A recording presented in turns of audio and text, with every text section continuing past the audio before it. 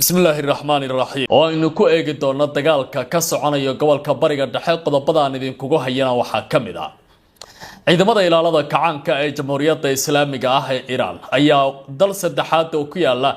wadamada qaliijka weeraray iyadoo lagu soo waramayo dalka Urdun inay ku dhaceen qiyaastii 9 kamid ah gantaalaha dawladda Iran ay halkaasi ku tuurtay warbixin ayaan idin kaga hayaa arrimahaasi ciidamada Mareykanka ee taliska Centicom ayaa ku dhawaaqay 170 bartilmaameed inay ku sameeyaan duqeymo gudaha wadanka Iran iyadoo tani ay ku tilmaameen inay tahay jawaabta ay doonayaan inay ku soo gabagabeeyaan awoodda ciidamada dawladda jamhuuriyadda islaamiga isla wararka soo baxaya waxay tilmaamayaan taliska Khatamul Anbiya ayaa soo saaray war ay ku tilmaameen in ay si degdeg ah doonayaan inay ugu argudaan hogaamiyaha wadankaasi ee la qaarajiyay Ayatollah Ali Khamenei Iran waxa ay ku dhawaaqday markan si dhameystiran in loo guda galay weerar xoogan oo la doonayo in ay si weyn uga jawaabaan duqeymihii ugu dambeeyay qaraxyo ayaa ka dhacay goor dhaweyd Bandar Abbas iyadoo la soo warinayo inay jiraan qasaaro soo gaaray dad kala duwan jasiiradda Sirek waxa la sheegay dad kalluumaysato ahaa in lagu weeraray markalena ciidamada dawladda Iran waxay ku dhawaaqeen dhimashada 3 kamid ah askartooda dagaalka xagee gobolka u socda maxay sayihiin wararka soo baxaya diyaarada dagaal oo lagu weeraray gobolka Erbil ee wadanka waqooyi bari Erbil oo ka tirsan gobolka Kurdistan ee wadanka Iraq waxaan sidoo kale eegi doonaa xogaha ugu dambeeyay Mareykanka oo duqeeya xarun nuclear oo ku taala magaalada Bushehr ee wadankaasi Iran dhaqdhaqaaqyo dagaal culeysyo iyo waliba dhaqdhaqaaq xoog leh oo laga soo sheegay dhinacyada in ay suuragal tahay dagaalka inay si ballaariyaan caawa war degdeg ah ayaa ka soo baxaya dagaalada ka soconaya gobolka bariga dhexe iyadoo dawladaha Mareykanka iyo Iran ay dib u bilaabeen duqeymihii mar kale galabta oo dhinacyadu ay bilaabeen inay si aad ah isku bartilmaameedsadaan haddii aan ku horeeyo dhinaca qaliijka dawladda jamhuuriyadda islaamiga ah ee Iran ayaa gantaala ku garaacday qaybo kamid ah gudaha dalka Urdun halkaasi oo la soo sheegay inuu yahay wadankii saddexaad oo Carbeed oo dawladda Iran ay bilowday in ay si ballaaran u sameeyaan duqeymo xoogan oo kala duwan oo ciidamadoodu ay sameynayaan ciidamada ilaalada kacaanka ee dawladda jamhuuriyadda islaamiga ah ee Iran ayaa ku dhawaaqay in weerar gantaala ay ku qaadeen xarun talis oo Mareykanka uu ku leeyahay iyo saldhig ciidamada Mareykanka ee la yiraahdo Al-Asraq ee ku yaala gudaha wadanka Urdun war saxaafadeed ay soo saareen ciidamada ilaalada kacaanka jamhuuriyadda islaamiga ayaa lagu sheegay in weerarka lagu fuliyo qiyaastii 10 gantaal iyadoo ku andacootay in bartilmaameedku uu ahaa xarun talis oo ay ku tilmaameen cadowga galbeedka Aasiya inay deganaayeen iyo sidoo kale saldhigga Mareykanka ee Asraq halkaas oo weerarada ay noqdeen kuwa aad u xoogan ciidamada ilaalada kacaanku waxay degniin u dirtay Mareykanka iyagoo sheegay in haddii ciidamada Mareykanku ay sii wadaan weerarada ka dhanka Iran ay sidoo kale saldhigyada Mareykanka ee gobolka aysan ka badbaadi doonin weerarada culus iyo gantaalaha dawladda Iran ay doonayso in ay si argosya u samayso waxay sidoo kale xuseen in ay horay uga digeen in weerar kasta oo cusub oo Mareykanka uu qaado uu keeni karayo jawaab Iran lagu ballaariyo dhammaan saldhigyada kala duwan ee ku yaala gobolka ilaa iyo hadda ma jiraan war rasmi ah oo ka soo baxay dawladda Mareykanka ama dawladda Urdun oo faahfaahinaya sheegashada Iran manacada qasaaraha ilaa iyo hadda soo baxay ee duqeymahaasi taliska wadaaga ah ciidamada dawladda Iran ee saldhigiisu yahay magaalada Tehran ee caasimadda wadankaasi ee maqarul Khatamul Anbiya ayaa ku dhawaaqay in ay doonayaan inay u argudaan hogaamiyihii ugu sareeyay kacaanka wadankaasi Ali Khamenei kaasoo aaskiisa lagu guda jiray toddobaadkan waxay tilmaameen in dhinacyada ku lug lahaa tallaabadaasi ay la kulmi doonaan weerar lagu tilmaamay in uu yahay mid argoosi ah oo aan la isaga hari doonin hadalkooda waxa uu imaanayaa iyadoo shalay madaxweynaha wadanka Mareykanka Donald Trump uu ku dhawaaqay in ciidamada ilaalada kacaanka jamhuuriyadda islaamiga ee Iran ay doonayaan in ay qarajiyaan isla markaana uu yahay bartilmaameedka koowaad taliyaha xarunta dhexe ee Khatamul Anbiya ee ciidamada Iran ayaa sheegay in ciidamada qalabka sida ee wadankaasi ay ka go'an tahay inay daba galaan isla markaana ay la xisaabtamaan dhammaan dadka ka dambeeya dilka hogaamiyihii hore ee geeriyooday Cali Khamenei. Sargaalka ayaa carabka ku adkeeyay in dadka lagu eedeeyo dilka hogaamiyaha ay mutaysan doonaan ciqaab, isagoo sheegay in tallaabadaasi ay dhici doonto si degdeg ah ama waqti dambe, isla markaana aysan ka baxsan doonin dhinacyada ku lugta lahaa falkaasi gacanta dowladda Iiraan. dhinaca kale, magaalada Mashhad ee bariga Iiraan ayaa maanta oo Khamiis ah martigelisay munaasabadii ugu dambeysay ee aaska iyo sagootinta meydka hogaamiyihii hore ee Iiraan Cali Khamenei iyo xubno ka tirsan qoyskiisa. meydka ayaa Mashhad la keenay isla markaana laga soo celiyay dalka Ciraaq, halkaasi oo Arbacadii shalay lagu qabtay munaasabad sagootin ahayd oo ka dhacday magaalooyinka Najaf iyo Karbala, oo Shiicadu ay u yaqaanaan inay tahay magaalooyin barakaysan ka hor inta aan laga gudbin baa la yiri Iiraan si loogu soo gabagabeeyo aaska ninkaasi loo sameynayo oo lagu tilmaamay inuu yahay mid qaran. taliska ciidamada Mareykanka ee CENTCOM ayaa ku dhawaaqay in 170 bartilmaameed oo kala duwan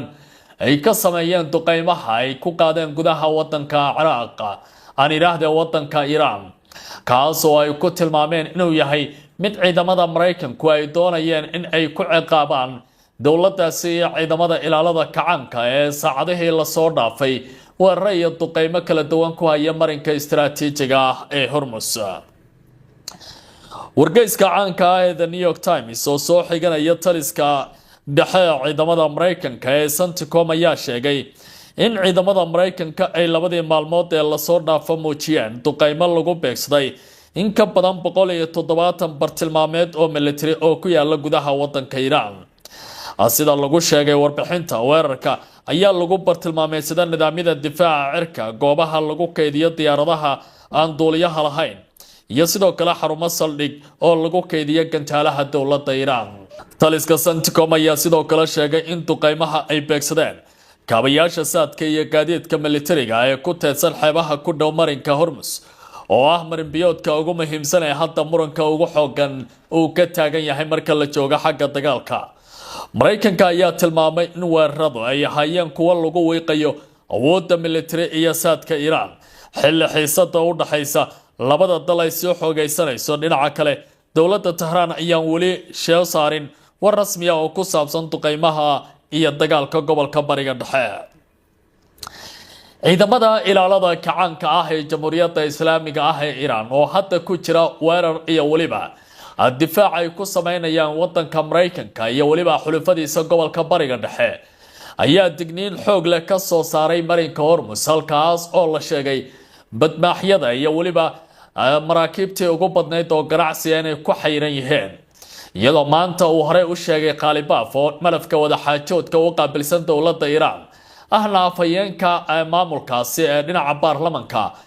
in marinkaasi uu xiran yahay ilaa laga gaarayo heshiiska madambeysa oo dowladda Iiraan ka yimaada. ciidamada badda ee ilaalada kacaanka Islaamiga ah ee Iiraan ayaa sheegay in aysan jirin wax dan ah oo ay dalalka shisheeye ku leeyihiin marinka Hormuz, iyagoo uga digay Mareykanka in uu faragelin ku sameeyo marin biyoodyadaasi muhiimka ah. war-saxaafadeed ay soo saareen ciidamada badda ee ilaalada kacaanka ayaa lagu sheegay in isku day kasta oo Mareykanku uu ku doonayo inuu ku go'doomiyo ama ku maamulo marinada muhiimka ah ee Hormuz ay la kulmi doonaan jawaab adag oo ay bixinayaan dowladda Iiraan, isla markaana wixii hadda ka dambeeya aysan jiri doonin wax la qarinayo. Iiraan waxay ku adkaysatay in aysan wax dana oo ay shisheeyuhu ku leeyihiin marinka Hormuz uusan jirin, isla markaana ay u arkaan faragelin kasta oo Mareykanka ah mid khatar ku ah amniga gobolka. waxay sidoo kale sheegeen in tallaabo kasta oo military ama waxay ugu yeereen halis abuuri kara ciidamada Mareykanku ay si weyn u carqaladeyn karaan qorshaha dib u furista tartiibka ahaa ee marinkaasi. ciidamada badda ee Iiraan ayaa intaa ku daray in haddii ay xaaladdu sii kororto ay khatar gelin karto baa la yiri maraakiibta ganacsiga oo ay dhibaatooyin weyn wajahayaan ilaa iyo hadda. ciidamada Mareykanka ayaa goor dhow duqeymo ka fuliyay jasiiradda Bandar Abbas ee ku taala koonfurta wadanka Iiraan, halkaasi oo la sheegay in ilaa iyo 3 askari lagu dilay, sidoo kalena dad kalluumaysato ay waxyeello ka soo gaareen. sida ay tabinayaan qaar ka mid ah warbaahinta kala duwan ee dowladda Iran oo ka waramaya dhacdooyinkii ugu dambeeyay ee dagaalka. wakaaladda wararka ee Mehra ayaa sheegtay in qaraxyo xooggan laga maqlay biyaha gobolka xeebta ee magaalada Bandar Abbas, iyadoo sidoo kale la wariyay in la howlgaliyo nidaamyada difaaca ee magaaladaasi. wararku waxay intaa ku darayaan in duqeymaha lagu qaaday dekad yar oo kalluumaysi oo ku taala tuulada Baanood oo hoosteeda baa la yiri halka loo yaqaan Casuuliya oo gobolka Bushehr. dhinaca kale la taliyaha amniga ee gudoomiyaha gobolka Hormuzgan ayaa sheegay in weerarka Mareykanku uu ku qaaday dekad kalluumaysi oo ku taala magaalada Siriig ay sababtay dhimashada 3 kalluumaysato ah halka 15 kalena ay ku dhaawacmeen. mas-uulkan ayaa ku eedeeyay Mareykanka inuu mas-uul ka yahay weerarada, hase yeeshee ilaa iyo hadda ma jiraan war rasmi ah oo ka soo baxay dowladda Mareykanka oo xaqiijinaya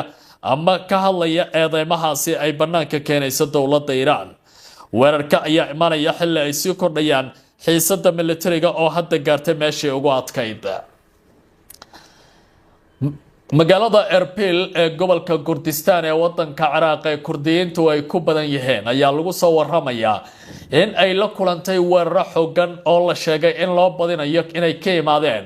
dhinaca wadanka Iran, halkaas oo lagu beegsanayo dhinacyada Kurdiyiinta ay gacan saarka la leh dowladda Mareykanka iyo waliba dhaqdhaqaaqyada reer galbeedku ay halkaasi ka sameynayaan.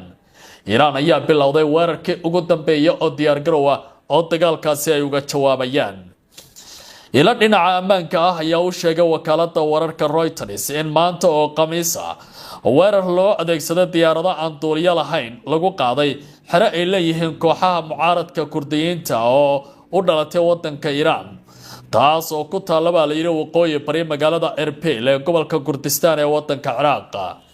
sida ay sheegayaan ilahaasi bartilmaameedka weerarka ayaa ahaa xero ay degan yihiin xubno ka tirsan mucaaradka Kurdiyiinta Iran, hase yeeshee lama shaacin cidda ka dambaysa weerarkaasi. ilaa iyo hadda ma jiraan warar sheegaya in weerarku uu sababay dhimasho iyo dhaawac, iyadoo mas-uuliyiinta weli ay sii wadaan qiimeynta xaaladda dagaalka. weerarka ayaa imaanaya iyadoo ay xiisadu ka sii darayso isla markaana dhibaatooyinku ay sii xoogaysanayaan. dowladda Urdun ayaa war ka soo saartay iminka weerarka lagu qaaday wadankeeda oo ay ka dambeeyeen ciidamada ilaalada kacaanka ee Jamhuuriyadda Islaamiga ah ee Iran, kaasi oo looga jawaabayo weerarada xooggan ee Mareykanka iyo duqeymaha ay ka sameynayaan qaybo ka mid ah koonfurta wadanka Iran, gaar ahaan dhulka jasiiradaha iyo xeebaha ku teedsan gacanka Hormuz saacadihii la soo dhaafay. dowladda Urdun ayaa sheegtay in ciidamada qalabka sida ee wadankaasi ay soo rideen ugu yaraan 8 gantaal oo laga soo tuuray Iran kadib markii gudaha ay u galeen hawada boqortooyadaasi. wasiirka isgaarsiinta ee dowladda Urdun ayaa sheegay in seerida digniinta la shiday kadib markii hawada dalka lagu arkay gantaalo ka imaanaya dhinaca Iran. waxa uu intaasi ku daray in ciidamada difaaca Urdun ay si guul leh u qabteen baa la yiri oo si buuxda ay ugu diyaar garoobeen in ay la tacaalaan khatar kasta oo amni oo wadankaasi uu wajahayo. sidoo kale wasiirku waxa uu sheegay in hay-adaha ay qusayso in shacabka ay siin doonaan tilmaamaha iyo macluumaadka lagama maarmaanka ah, isagoo ugu baaqay muwaadiniintu inay gacan